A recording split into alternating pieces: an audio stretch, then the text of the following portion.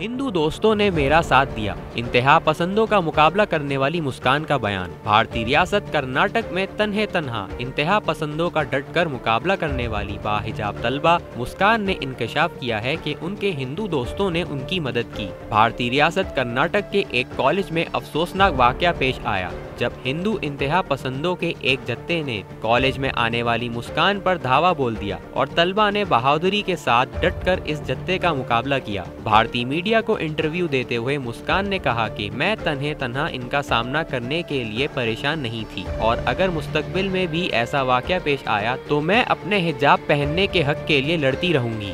मुस्कान ने कहा, जब मैं कॉलेज में दाखिल हुई तो वो मुझे सिर्फ इसलिए इजाज़त नहीं दे रहे थे कि मैंने बुर्का पहना हुआ था। इस ग्रुप के तकरीबन 10% मर्द कॉलेज के तालिब इल्म थे, जबकि बाकी लोग बाहर के थे। सब्सक्राइब करें और बेल दबाएं ताकि कोई खबर रह न जाए।